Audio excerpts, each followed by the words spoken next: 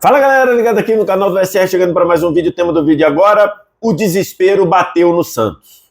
Vamos falar sobre isso. Antes, aquele ritual de like, se inscrever no canal, copiar o link do vídeo, espalhar nos seus grupos do WhatsApp e Telegram. E se você puder, virar membro do canal, fazer a sua assinatura do canal do VSR, clicando no Seja Membro aqui embaixo, aqui em cima. E aí você contribui com o meu trabalho, vai me ajudar demais. Seja membro aqui embaixo ou aqui em cima.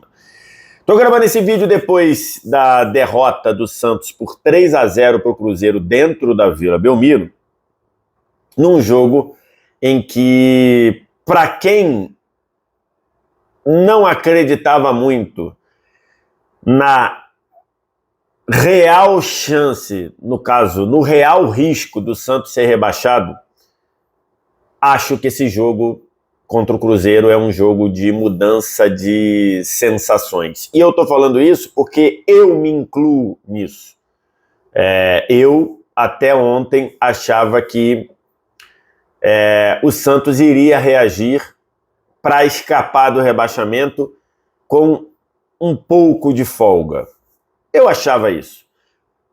Por alguns motivos, porque o Santos já esteve nessas situações em outras vezes, porque o Santos tem a Vila Belmiro como um trunfo, porque o Santos arruma ali, né, dentro daquela quase mística, arruma aqueles jogadores que vêm da base para salvar, então eu acreditava nisso. E aí, quando conversava sobre isso com o Ricardo Martins, meu companheiro na TNT Esporte, quando conversava com isso com o Jorge Igor, meu companheiro, meu amigo, também aqui da TNT Esportes, que acompanham o Santos muito mais proximamente do que eu, eles diziam: você tá louco, você tá maluco.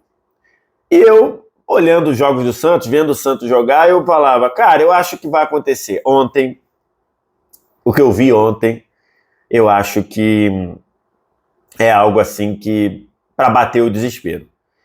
E, logicamente, eu estou aqui fazendo um vídeo para analisar a situação do Santos brigando contra o rebaixamento. Eu tenho que falar do ótimo jogo que o Cruzeiro fez, mas ótimo no sentido de perceber rapidamente as fragilidades do Santos, não correr praticamente riscos. O Cruzeiro não fez um jogo maravilhoso, mas fez um jogo seguro, um jogo eficiente. Fez 1-0 no primeiro tempo, fez mais 2 gols depois das substituições do Zé Ricardo, no primeiro jogo do Zé Ricardo. O Bruno Rodrigues entrou muito bem, o Nicão, principalmente, entrou muito bem, e aí transformou do 1-0 para o 3-0.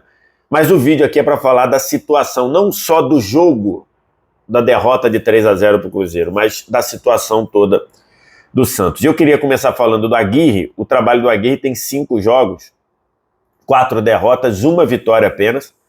A vitória é aquela vitória contra o Grêmio, com aquele gol meio espírita, né? Que a bola ia sair, não sai, volta para o campo.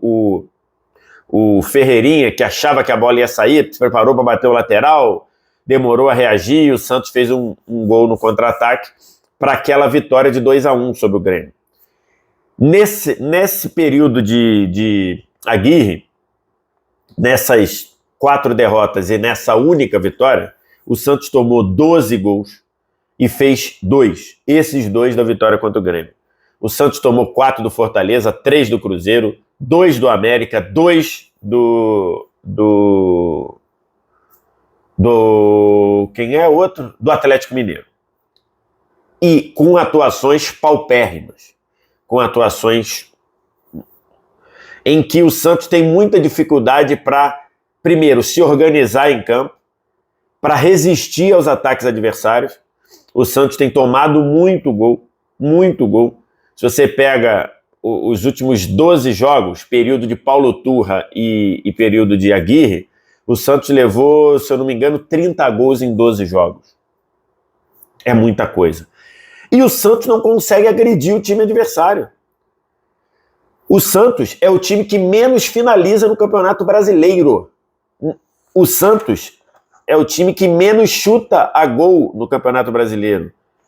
E chutar a gol, se você não chutar gol, você não vai fazer gol.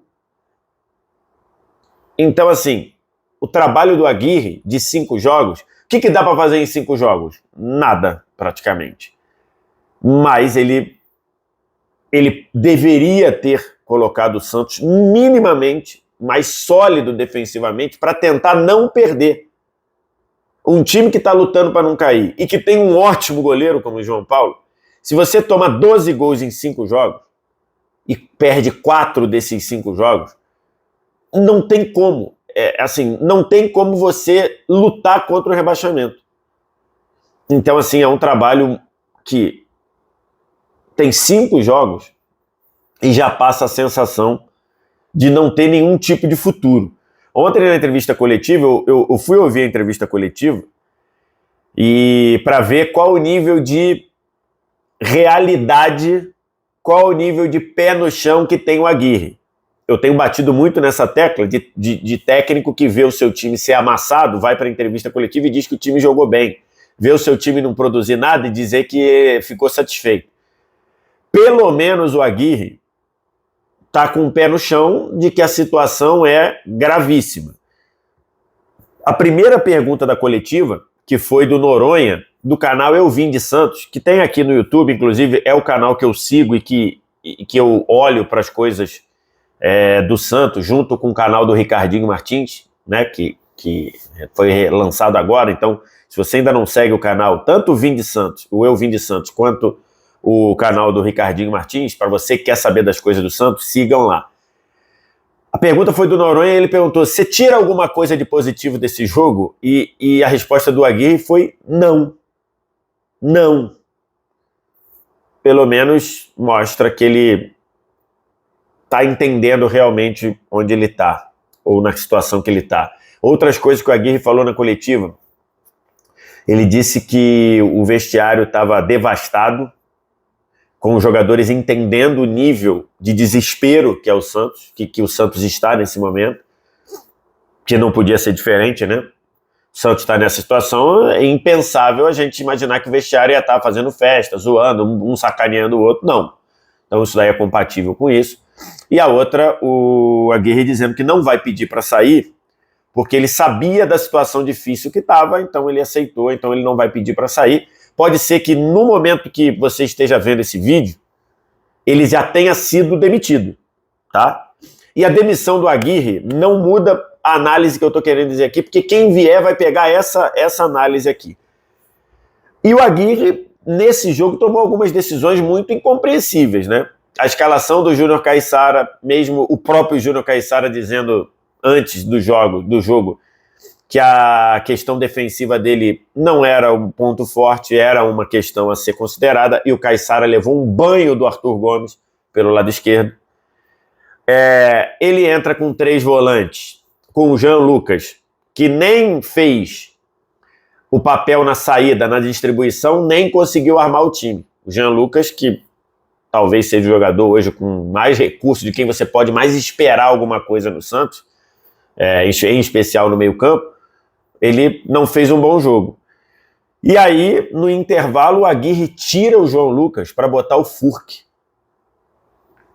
O Santos já tinha 3 jogadores na frente, Mendonça, Lucas Braga e Marcos Leonardo, que praticamente não estavam conseguindo ser acionados, porque a bola raramente passava do meio-campo, ou raramente você tinha uma ligação meio-campo-ataque. Aí você tira o cara que estava tentando fazer essa ligação, que era o Jean Lucas, e bota mais um atacante, um centroavante. Não entendi. Acho que as substituições que ele fez no intervalo, ele tira o Caissara, bota o Gabriel Inocêncio, porque o Caissara estava tomando um baile e já tinha amarelo, um lateral pelo outro, ok, não tem muito o que falar aí.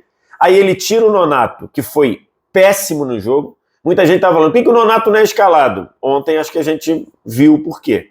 Mas ok, tira o Nonato, bota o Rincon, o venezuelano, que eu acho que era uma alteração que poderia ser feita, e ele tira o Jean Lucas. Eu acho que você ou tirava o Nonato para botar o Furque, poderia até ser, mas recuando o Jean Lucas. Acho que não faria muito sentido socar mais um centroavante lá. Ou então você mantinha o João Lucas ali e botava um meia mesmo. Agora, se tirar o Jean Lucas, que é o jogador com mais recurso ali, não conseguia entender. Outros jogadores mal, né? O Lucas Braga nem atacou, nem ajudou o Caissara na marcação. O Messias errando tudo que é tempo de bola. Então, assim, o Dodô mostrando ali uma dificuldade de jogar, o ritmo do jogo parece que estava atropelando o Dodô. Então, assim, é muito jogador jogando mal, é o treinador com decisões completamente questionáveis, um time que não para de tomar gol e um time que não consegue finalizar. Não é fazer gol não, tá? É um time que praticamente não consegue finalizar. É uma situação de desespero. O Santos na tabela tem 21 pontos, é o primeiro time dentro da zona de rebaixamento. Abaixo dele tem o Vasco, que tem 2 jogos a menos em relação ao Santos. O América Mineiro e o Curitiba. O América Mineiro também tem 2 jogos a menos que o Santos. E com o resultado da rodada de ontem, com o Bahia ganhando bem do Curitiba fora de casa, na estreia do Rogério Ceni, o Santos passa a ficar numa situação de precisar de 2 rodadas para sair da zona de rebaixamento. Porque o Santos tem 21 e o Bahia tem 25. Entre eles, o Goiás também tem 25 e um jogo a menos. O Goiás ainda joga na rodada, essa rodada que está toda desmembrada. Então, a situação de desespero é do Santos agora já precisar de 2 rodadas para sair da zona de rebaixamento. Em uma rodada ele não sai. Se ele vencer e todo mundo perder, ele vai a 24, o Goiás e o Bahia continuam com 25. E quando você começa assim, você precisar de 2, 3 rodadas para sair da zona, fica uma carga, um peso muito grande.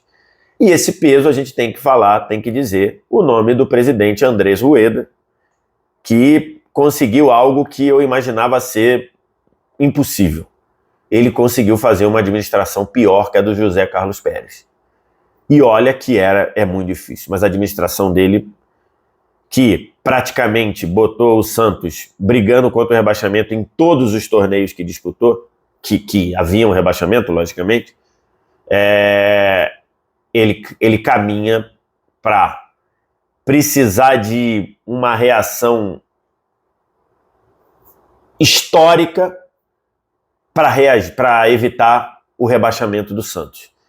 E o Andrés Rueda, que faz ali um trabalho interessante de acertar as finanças do Santos, mas ele não pode fazer isso errando e sendo tão incompetente no futebol. Afinal, o nome do clube é Santos Futebol Clube. Você não pode ter no futebol alguém tão incompetente e alguém que erre tanto quanto o Rueda. Erre na formação do departamento de futebol, de demorar para demitir o Falcão, por exemplo, como aconteceu, que erre na contratação de alguns jogadores que não têm nenhuma condição de vestir a camisa do Santos, que erre tanto na contratação de treinadores e com perfis tão diferentes. O Rueda está muito perto de entrar para a história do Santos como o presidente cuja a gestão rebaixou o Santos. Não é pouca coisa, não. É algo lamentável a gente ver o Santos entregue a um presidente que consegue errar tanto e consegue ser tão incompetente na finalidade, na atividade fim do Santos, que é o futebol, repito. É o Santos Futebol Clube e é muito complicado. É uma situação desesperadora. Quero te ouvir o que você tem a dizer. Diz aqui embaixo nos comentários. Resto ritual, like, se inscreve no canal, copia o link do vídeo, espalha os seus grupos de WhatsApp e Telegram. Se você puder virar membro do canal para me ajudar, seja membro aqui embaixo ou aqui em cima. Obrigado demais pela audiência. Valeu. Tchau.